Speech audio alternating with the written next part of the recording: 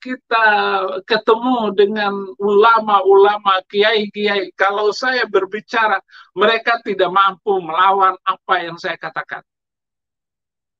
Cara satu-satunya, laporkan Saifuddin Ibrahim supaya ditangkap. Akhirnya saya ditangkap.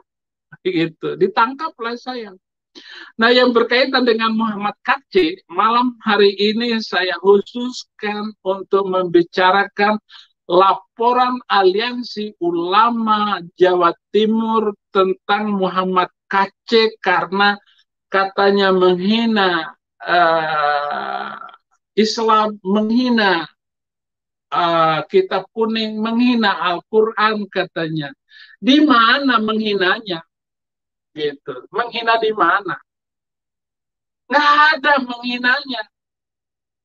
Justru ada kitab suci yang sekarang ini harus difahami oleh seluruh umat di dunia. Di mana kitab suci itu boleh membunuh manusia lain karena beda agama. Justru itu yang lebih bahaya. Jadi masalah lapor-melapor ini, kita harus kembalikan kepada real yang sebenarnya. Kenapa terjadi lapor-melapor? Kenapa Ustadz Abdul Somad dilaporkan karena menghina salib tidak ditangkap? Padahal itu jelas sekali penghinaan. Kenapa Yahya Woloni sudah dilaporkan berkali-kali ke Barreskrim, bukan ke Polda Jawa Timur atau Polda DKI, bukan Polda Metro Jaya, bukan. Ini ke Barreskrim, tidak ditanggapi oleh Barreskrim. Saya punya semuanya. Tetapi ketika Saifuddin Ibrahim, polisi yang lapor, polisi yang tangkap, dan akhirnya hakim menjatuhkan vonis 4 tahun. 4 tahun. Padahal Saifuddin Ibrahim apa sih dosanya, apa kesalahannya? Sementara negara kita ini bukan negara agama dan bukan negara yang mengatur agama.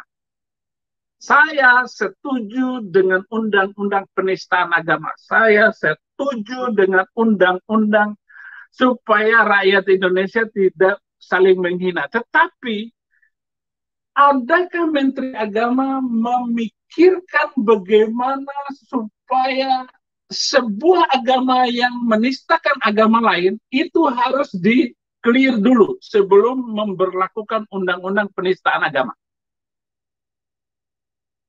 Saya harus mengatakan ini. Karena apa salah saya? Saya hanya menginjil sopir taksi kok. Sementara ada di dalam sebuah kitab suci.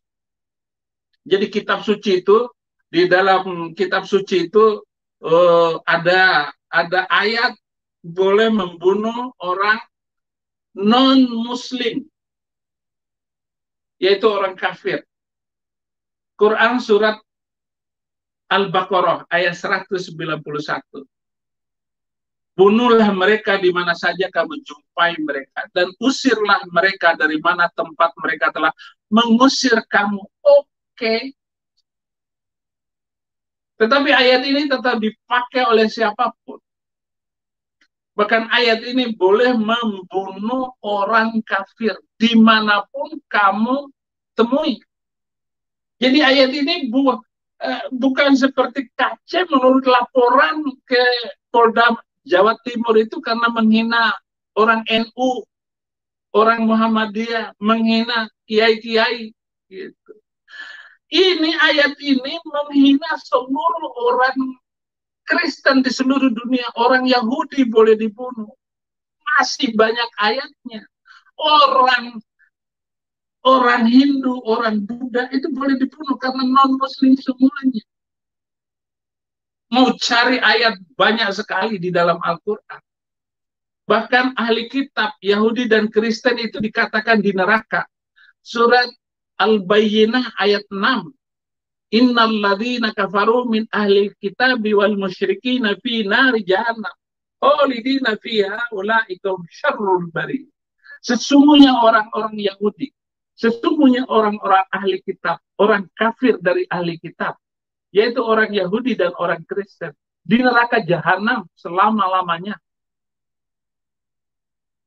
Ini sudah menandakan betapa ayat-ayat ini sangat menyakiti hati non-muslim, khususnya saya, orang Kristen sekarang.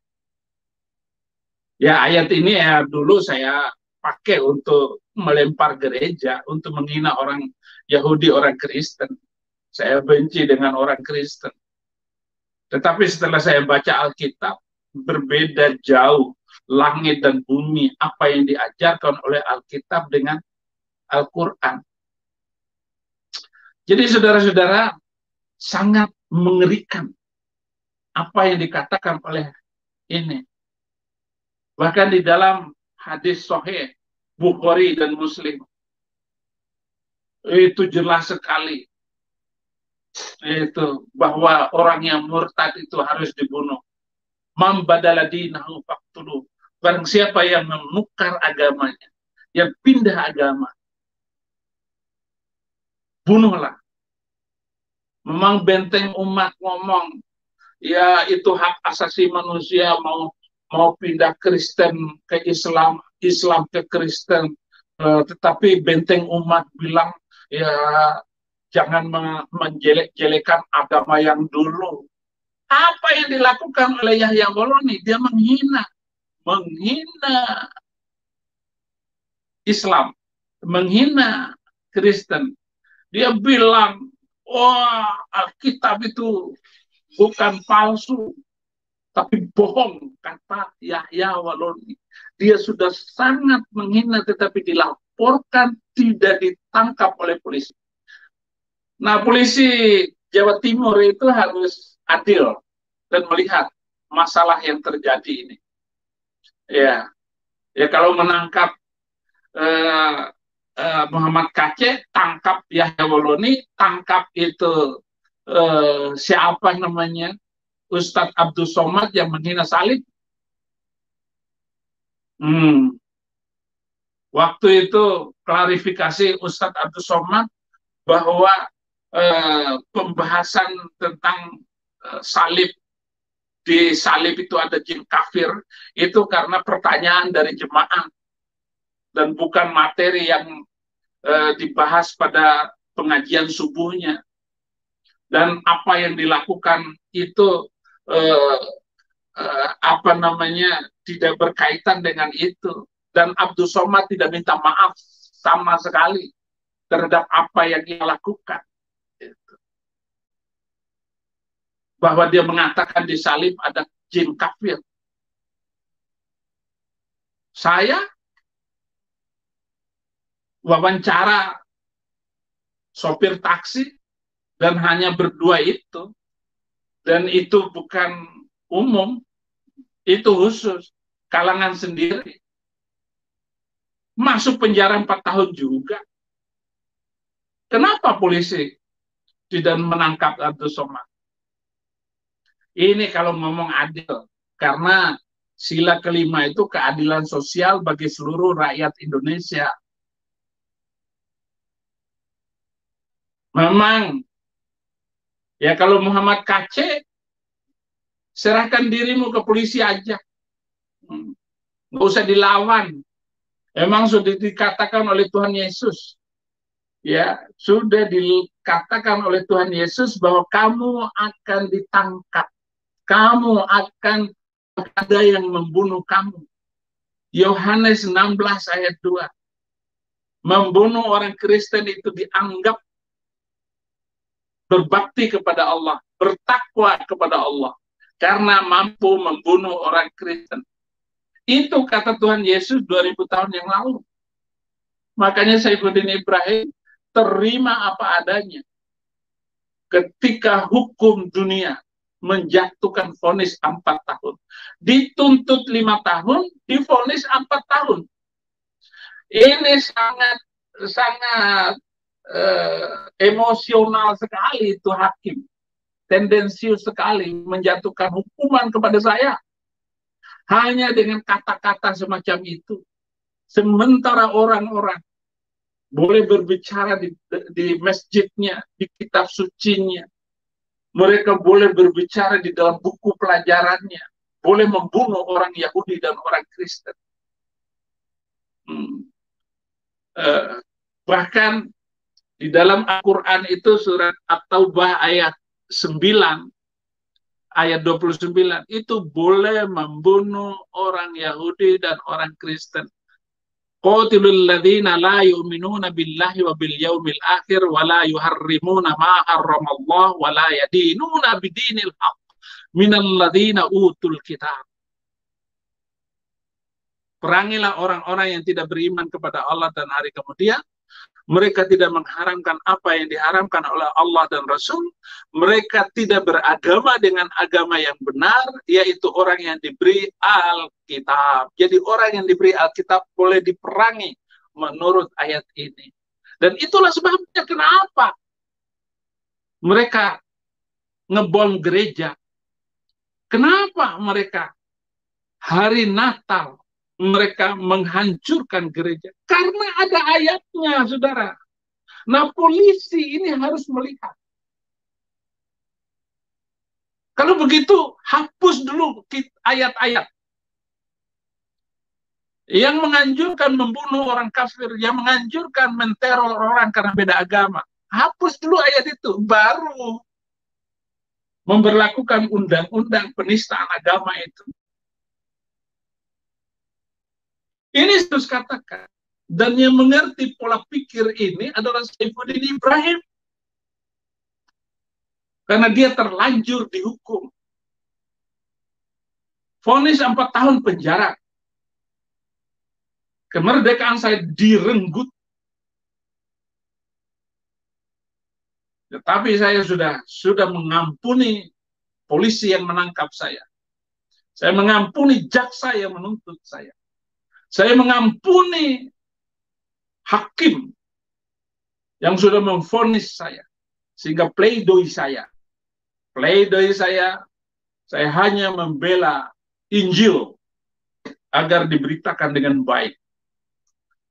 Jangan ada lagi di masa-masa yang akan datang minoritas ditangkap oleh mayoritas. Nah, ini yang saya inginkan, ini yang saya mau. Sehingga kita akan membangun Indonesia ke depan adalah Indonesia yang toleran dan damai. Indonesia yang penuh saling mengasihi. Indonesia yang tidak berdasarkan sebuah hukum agama. Karena agama itu sudah menghancurkan bangsa-bangsa di dunia ini. Saling bunuh, saling membenci karena beda agama. Hapus dulu ayat-ayat itu. Baru boleh menangkap Muhammad Kacek. Bahkan surat ke-47 surat Muhammad ayat 4. Apabila kamu bertemu dengan orang-orang kafir, maka pancunglah batang leher mereka. Sehingga apabila kamu telah mengalahkan mereka, maka tawanlah mereka. Dan sesudah itu kamu boleh membebaskan mereka dan menerima tebusan sampai perang berakhir. Pancung batang leher. Memang ini berbicara di medan perang. Tapi tafsir teroris bahwa dimanapun adalah medan perang. Di kota, di desa, bahkan di medan perang. Itu adalah lahan kita berjihad. Kenapa Muhammad Kacim mengatakan bahwa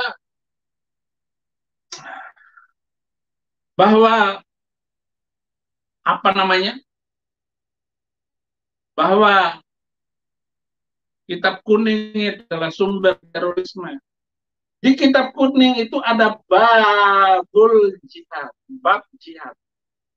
Itu kumpulan dari sejarah hadis-hadis tentang berjihad, membunuh, memenggal, bahkan membakar orang.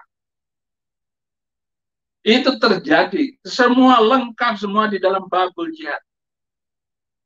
Orang-orang teroris itu belajar dari kitab itu. Mereka membacanya dengan benar. Dan mereka juga nggak salah. Teroris itu nggak salah. Saya kira itu asli itu dari anak buah mantan-mantan FPI yang ngotot, yang marah ini. Lalu mengatakan dirinya aliansi ulama Jawa Timur. Saya hanya menduga. Jadi saudara-saudara, saya minta kepada pemerintah, kepada polisi, bahkan minta kepada Menteri Agama untuk mengkaji ulang masalah pelaksanaan dari undang-undang penistaan agama. Karena undang-undang penistaan agama itu yang ditangkap minoritas. Mayoritas nggak pernah ditangkap. Enak saja. Bahkan Habib Rizik kabur ke Arab. Dia mengamaki-maki, boleh membunuh, bakar gereja, membunuh pendeta. Siap, takbir. Sampai begitu tidak ditangkap sama polisi. Bahkan yang ditangkap itu karena kerumunan massal yang dilakukan oleh Habib Rizik. Bukan masalah penghinaan Habib Rizik, mulut dia yang menghina pendeta, ulama, dan sebagainya. Bahkan menghina Gus Dur. Tidak ditangkap. Nah ini bagaimana? Kalau kita Persatuan Indonesia, sila kelima adalah keadilan sosial bagi seluruh Indonesia. Kenapa tidak dilakukan, tidak ditangkap? Saifuddin Ibrahim tutup mulut lo. Bukan masalah tutup mulut, Bung. Benteng Umat. Mu'alaf Center. Hidayah Mu'alaf Center, HMC. Kadrun. Berpikir yang waras. Muhammad Kaceh, untuk apa kabur? Nggak usah kabur. Sudah ditakdirkan semua orang Kristen untuk tetap taat kepada Tuhan Yesus Kristus, seperti Yesus ditangkap, dimasukkan penjara, bahkan mati di atas kayu salib untuk menebus supaya kita hidup toleransi, damai di masa hadapan. Harus ada orang-orang yang mengorbankan dirinya agar kehidupan yang masa yang akan datang ini adalah kehidupan yang harmonis, saling mengasihi karena cinta, kasih, bukan karena saling melaporkan.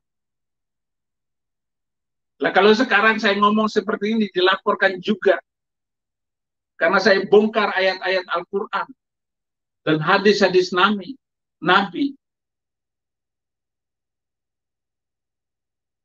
Kok ditangkap juga? Saya hanya membela kebenaran. Dalam Al-Quran surat At-Taubah ayat 5, apabila sudah habis bulan-bulan haram itu, ini sudah bulan puasa, termasuk bulan haram itu puasa. Ya, sampai bulan haji, ada 4 bulan.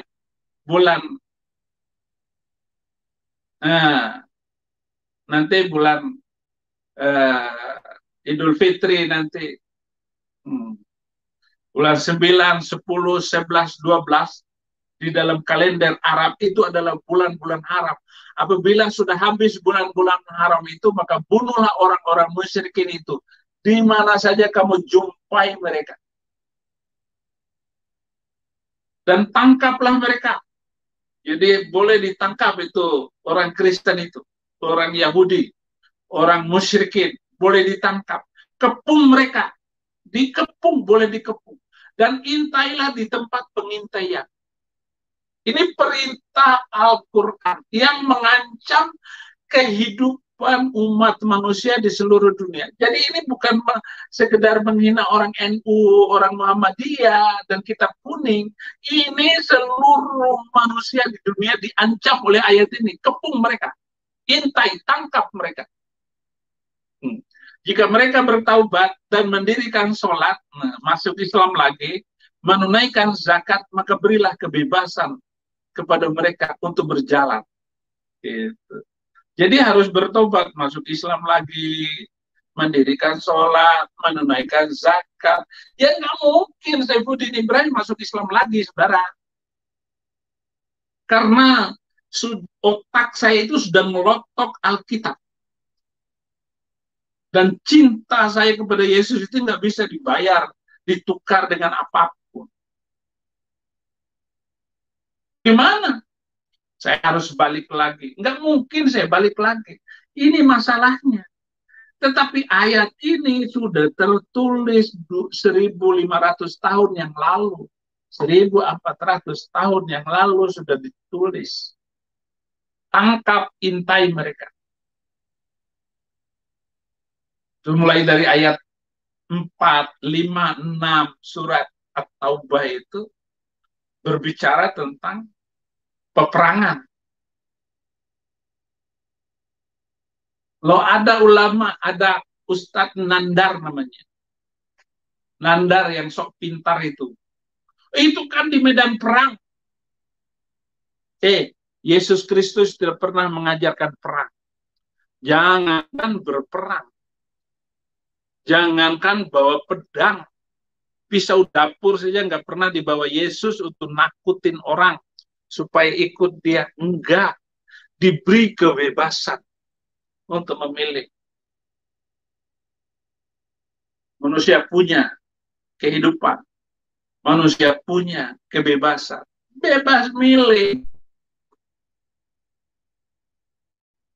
Kalau kamu tidak percaya kepada Yesus Kristus, ya sudah, nggak percaya, nggak apa-apa.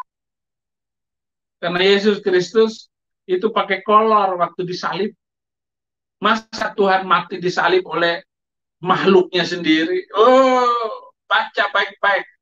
Sejarah sejak awal perjanjian lama sampai ke perjanjian baru. Nah, baru otak kita connect.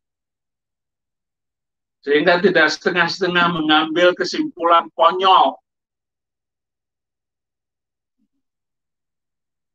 Nah, ini adalah orang-orang yang senang berpikir, yang senang merasa. Baru sampai kepada pemahaman. Yesus Tuhan Juru Selamat. Kalau hanya membaca lewat media sosial, gambar-gambar yang dibuat oleh Katrun, ayat yang dipotong, nggak bakal sampai, saudara. Harus belajar sendiri dengan baik. Dan harus menyerahkan hidup di bawah kaki Tuhan. Untuk belajar sehingga kita memiliki pengertian yang benar tentang firman Tuhan.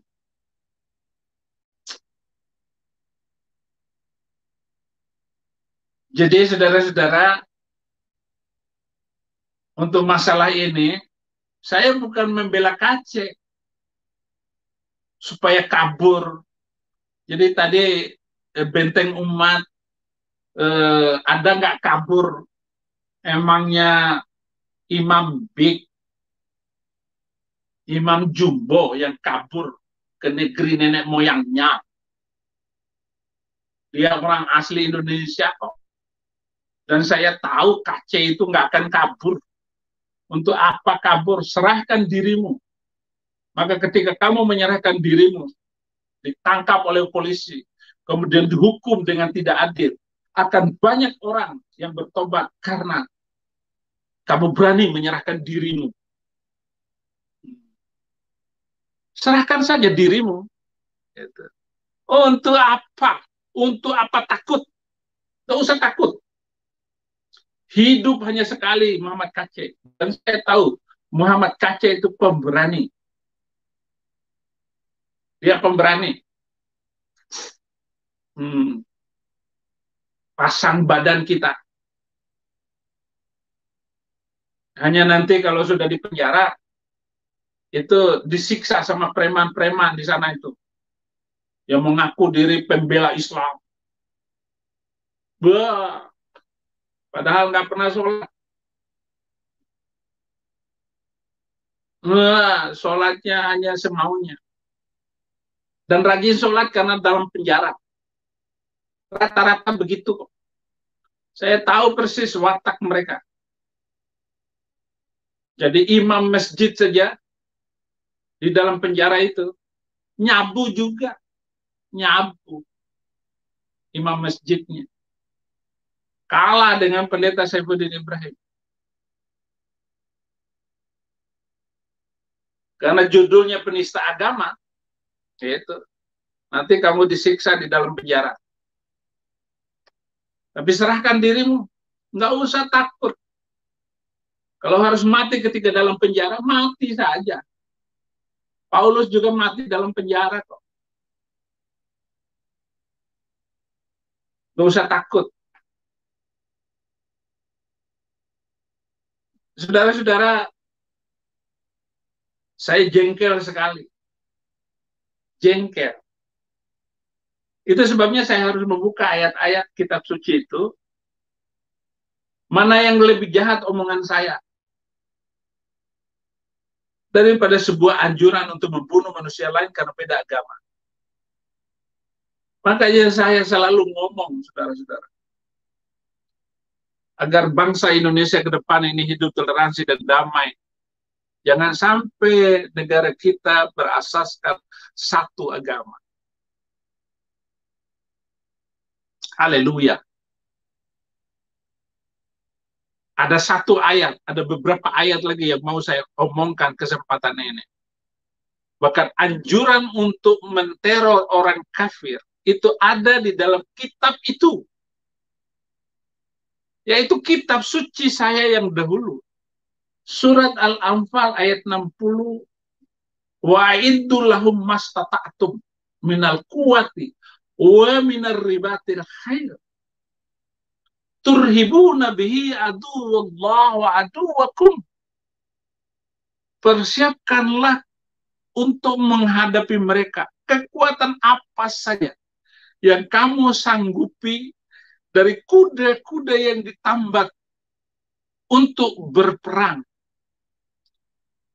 Kamu, nah itu Departemen Agama menerjemahkan menggetarkan. Padahal turhibu nabihi, untuk menteror mereka musuh-musuh Allah dan musuh-musuh kamu. Itu menteror itu adalah turhibu nabihi, adu Allah. Jadi teroris itu irhabiyun, kaum teroris. Jadi dalam bahasa Arabnya teroris itu irhabiyun. Nah kata ini arhaba yurhibu, irhaban, teroris, itu menteror, mengancam. Tapi apa yang dilakukan oleh mereka itu bukan mengancam lagi, sudah kriminal. Teroris itu bahasa halusnya. Tapi apa yang telah mereka lakukan? Bom Makassar itu sudah bukan teroris itu kriminalis karena dia sudah melakukan kejahatan. Orang gereja dibangun dengan hasil otak manusia, dihancurkan oleh hati yang sempit. Bangunan-bangunan yang bagus, kota Damaskus itu berabad-abad dibangun. Begitu kerusuhan, hancur berantakan. Artinya bangunan budaya yang dibangun oleh hasil otak kecerdasan manusia dihancurkan oleh hati yang sempit. Sempit.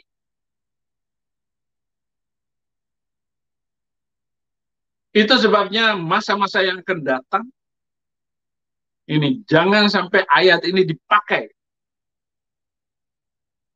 Karena semua teroris itu mengambil ayat ini.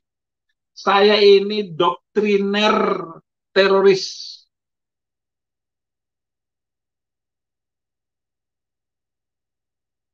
Saya yang menulis buku-buku teroris dulu. Dan setelah saya bertobat, terima Yesus Kristus, saya minta ampun kepada Tuhan Yesus Kristus atas kesalahan-kesalahan saya 20 tahun yang lalu. Dan kaum teroris itu akan membaca. Tadi surat ke-8 ayat 60, nah sekarang surat ke-8 ayat 67, jelas sekali ayat itu, Nabi tidak pantas mempunyai tawanan sebelum titik. Saya bacakan ayatnya. Tidak patut bagi seorang Nabi mempunyai tawanan sebelum ia dapat melumpuhkan musuhnya di muka bumi. Kamu menghendaki harta benda duniawiah, sedangkan Allah menghendaki akhirat. Dan Allah Maha Perkasa, lagi Maha Bijaksana. Jadi seorang yang meneladani Nabi harus memiliki pemikiran yang sama dengan Nabi. Dan di ayat ini, tawanan aja tidak perlu punya tawanan. Harus diselesaikan secara adat Arab waktu itu. Karena kalau tawanan itu diberikan kehidupan, kita harus kasih makan, kasih air, kasih minum, dan harus diikat. Yang menjaga orang-orang yang diikat itu ya perlu lagi tentara. Sehingga merepotkan tentara. Salah satu-satunya jalan ya, potong bebek angsa, masak di kuali. Penggal lehernya.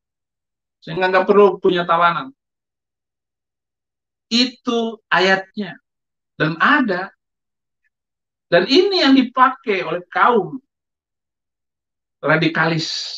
Orang-orang yang mencari ayat-ayat di akar-akar nilai-nilai dasar dari ajaran sebuah agama. Makanya saudara-saudara, saya mengajak saudara-saudara berpikir normal. Orang-orang yang suka melaporkan itu. Kalau orang Kristen sebenarnya nggak suka melapor-lapor. Karena nggak pernah ditanggapin. Dan laporan itu kan, saya nggak tahu ya. Supaya bisa ditanggapin ya mungkin ya biasalah, harus ada pelicin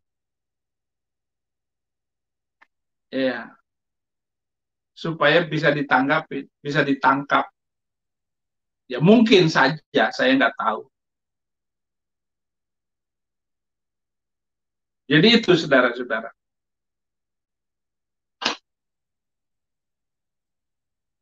Bahkan surat ke-8 ayat 17, maka bukan kamu yang membunuh mereka, akan tetapi Allah lah yang membunuh mereka. Dan bukan kamu yang melempar ketika kamu melempar, tetapi Allah lah yang melempar dan untuk memberi kemenangan kepada orang-orang mukmin. Beda dengan Allah dalam Alkitab. Allah tidak pernah membunuh. Allah tidak pernah melempar orang-orang dan musuh-musuh Allah. Dan di dalam Alkitab tidak ada musuh Allah. Yang ada adalah orang yang melawan Allah. Allah nggak punya musuh. Jangan salah sangka. Di dalam Alkitab, semua orang Kristen tahu bahwa Allah tidak punya musuh. Yohanes 3 ayat 16, karena begitu besar kasih Allah akan dunia. Jadi kasih Allah. Yang ada Allah Maha Kasih. tidak punya musuh. Allah tidak punya musuh. Kalaupun ada musuh Allah, mungkin ya singa. Karena singa makan manusia. Karena makhluk yang disayang oleh Allah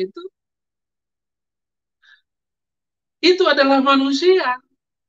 Maka Yesus dikorbankan untuk menebus seluruh umat manusia. Karena begitu besar kasih Allah akan dunia.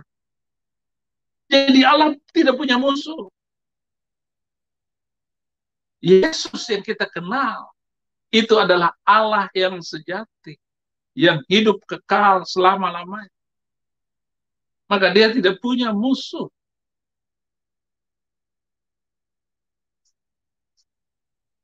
Di dalam surat ke-8 ayat 17, Allah membunuh orang kafir. Maka bukan kamu yang membunuh mereka, akan tetapi Allah lah yang membunuh mereka. Dan bukan kamu yang melempar ketika kamu melempar, tetapi Allah lah yang melempar. Dan untuk memberi kemenangan kepada orang-orang mukmin.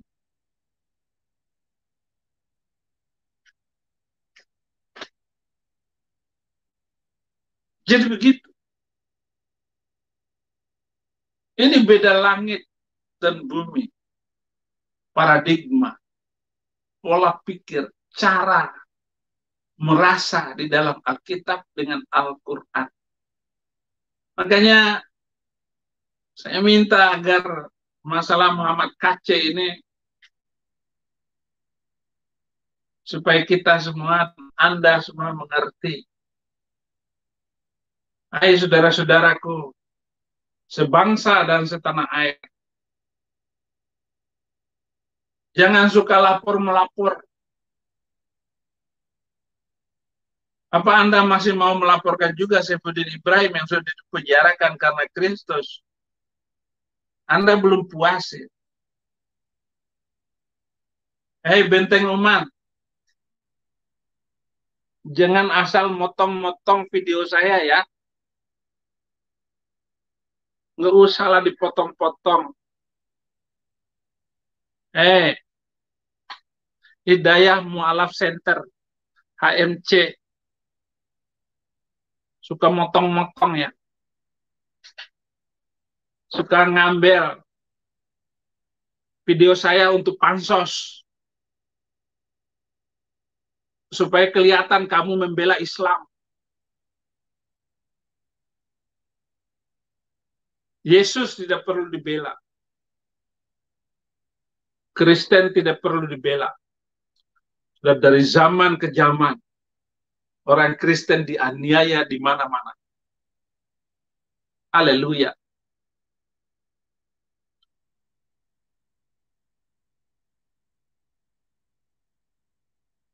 Quran surat Al-Maidah 193. Dan perangilah mereka itu sehingga tidak ada fitnah lagi. Dan ketaatan itu hanya semata-mata untuk Allah. Perangi. Sehingga tidak ada fitnah lagi. Siapa yang fitnah? Siapa yang berani fitnah?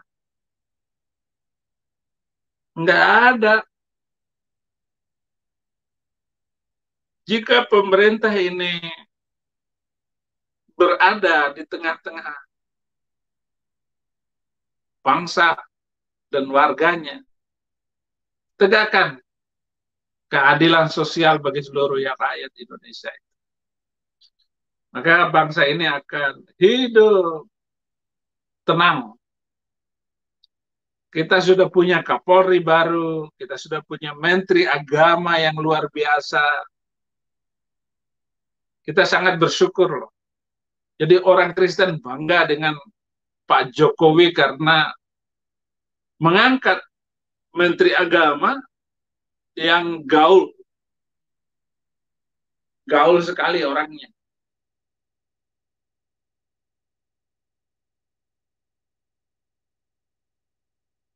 Kalau Ahok jadi presiden, ya Saifuddin Ibrahim jadi Menteri Agama. Dia akan memberikan kesempatan kepada seluruh agama. Ya, saya jadi Menteri Agama. Karena nama Saifuddin Ibrahim itu dikasih sama bapak saya. Agama waktu itu Saifuddin Zuhri. Jadi bapak saya minta cita-citanya supaya saya jadi Menteri Agama. Jadi pendeta. Tetapi kependetaan saya itu tidak bisa dihargai dengan apapun. Kemuliaan Tuhan ada di setiap lidah bibir saya. Karena penyertaan Tuhan. Saya merasa luar biasa dalam kehidupan saya. Makanya kalau saya jadi Menteri Agama, ya banyak program saya yang jelas. Kita harus memperkaya bangsa kita sendiri. Jangan memperkaya bangsa luar. Kemudian di dalam Quran surat ke-2 ayat 216. Kutiba alaikumul qital. Diwajibkan atas kamu berperang. Berperang itu adalah, padahal berperang itu adalah sesuatu yang kamu benci. Boleh jadi kamu membenci sesuatu padahal ia amat baik bagimu, dan boleh jadi kamu menyukai sesuatu padahal ia amat buruk bagimu. Allah mengetahui. Jadi di situ Allah mewajibkan berperang. Nah, Allah di dalam Yesus Kristus itu tidak demikian. Berbeda, saudara-saudara. Sangat berbeda.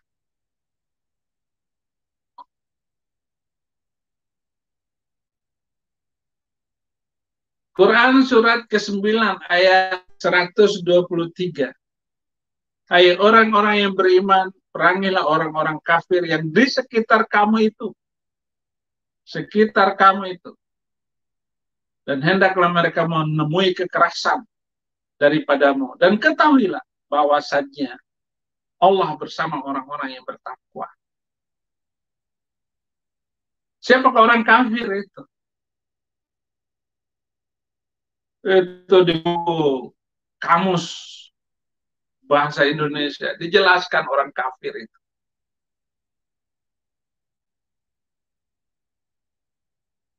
Orang kafir menurut orang Islamnya, non-Muslim itu kafir. Bahkan orang Islam yang tidak memberlakukan hukum Islam, ya kafir. وَمَنْ لَمْ يَحْكُمْ بِمَا أَنْزَلَ اللَّهُ فَأُولَٰئِكَ هُمُ الْكَافِرُونَ. Al-Maidah 44. Barang siapa yang tidak memutuskan perkara berdasarkan apa yang diturunkan oleh Allah di dalamnya, maka mereka itu adalah orang kafir. Ulaika humul kafirun. Nah, ini yang dipakai oleh teroris. Orang-orang yang nggak sepaham, sealiran dengan teroris, ya kafir. Maka boleh dibunuh, boleh dibom. Maka Amrozi nggak pernah menyesal bahwa yang mati di bom Bali itu ada orang Islam juga. Ada orang Islam juga. Jadi itu kafir itu ya non-Muslim. Tetapi tak kala mereka berhadapan sesama Muslim, mereka juga tetap menuding kafir. Syiah kafir, sesat. Oleh Sunni, orang Syiah bilang Sunni sesat. Maka hancur itu Syria, porak-poranda. Orang-orang Syria tunggang langgang ke luar negeri, kabur kemana-mana. Nggak jelas, saudara-saudara.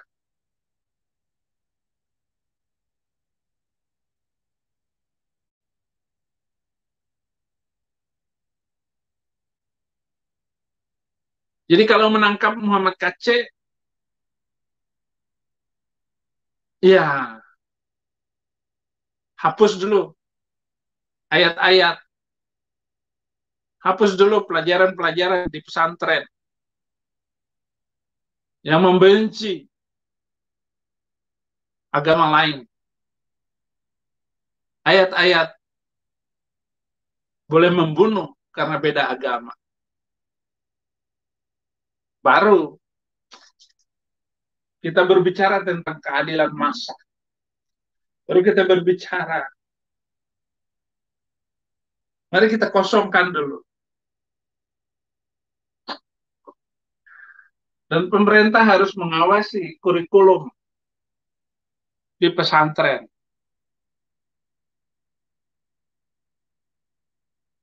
Menteri Agama harus mengawasi semua kurikulum yang diajarkan di pesantren. Baru kita membangun Indonesia ke depan menjadi bangsa yang maju, berdiri sama tinggi, duduk sama rendah bersama bangsa-bangsa yang sudah maju. Dan taraf pendidikan kita ini di bawah Singapura, di bawah Malaysia. Dari 200 negara, pendidikan kita ini ada di 90 berapa begitu. Jadi termasuk pendidikan bangsa kita ini rendah. Sehingga lulusan kita ini nggak akan diterima di luar negeri.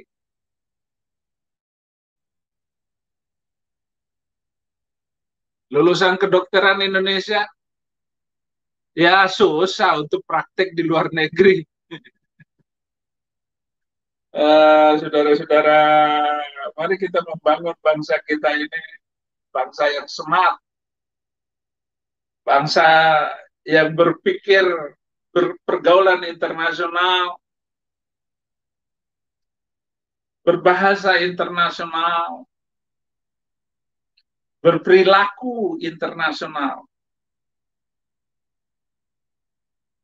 Ya, silakan aja Anda pakai sarung, tapi isi otak Anda itu adalah otak cemerlang. Pergaulan internasional Anda pakai dengan baik.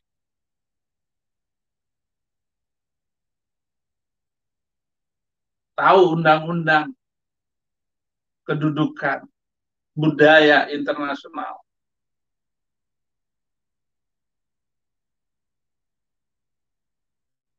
Saya kalau ke Malaysia, iya, Indonesia itu dianggap Indon. Orang Malaysia bilang Indonesia itu Indon. Dari Indon kah? Itu penghinaan itu. Jadi di imigrasi, kalau kita mau masuk Malaysia, dari Indon kah? Indon itu manusia Indon, down. Singapura juga kita nggak bisa, karena yang kita kirim ke Singapura itu ya TKW nggak lulus SD. Yang ke Malaysia pun begitu. Sehingga penghargaan bangsa lain terhadap kita ini kurang. Ke depan bagaimana pemimpin ini menciptakan tenaga kerja kita yang suster, yang perawat, bisa menolong orang. Dia datang dengan ijazahnya sebagai seorang perawat.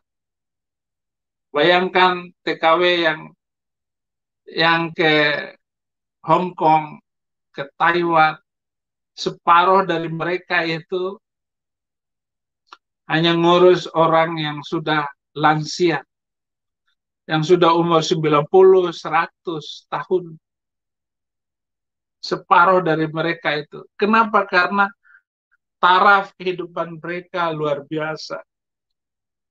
Makan, minum mereka sudah terjaga semuanya. Waktu saya ke Taiwan itu ditawarkan untuk pasang ring jantung. 2 ring. 4 tahun yang lalu. Saya nggak mau masang ring. Padahal hanya 8 juta pasang ring di Taiwan. Saya nggak mau. Dalam nama Yesus, jantung saya sehat. Haleluya. Saya nggak akan mati karena jantungan. Ya itulah Pendeta Saifuddin Ibrahim yang tetap bersemangat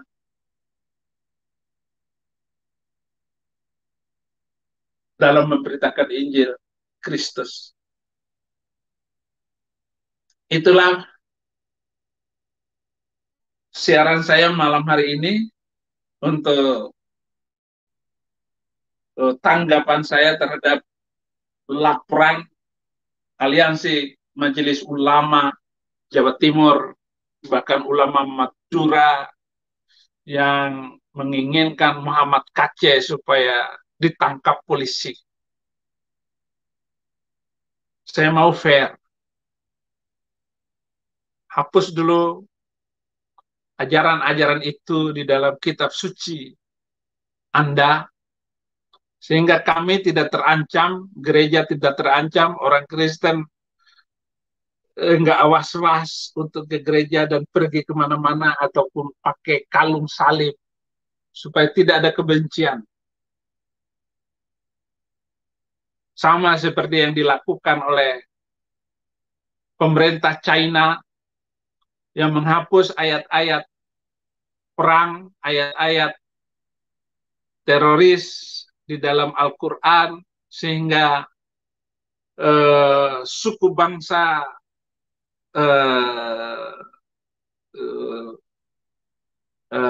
Uighur, 50 jutaan orang Uighur di China itu tidak ada yang jadi teroris. Dan mereka damai.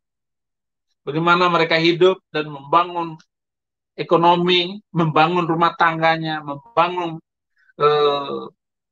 pertanian, peternakan, supaya mereka hidup kaya, penuh manfaat, adalah tanpa kebencian agama. Atau seperti yang sedang dilakukan oleh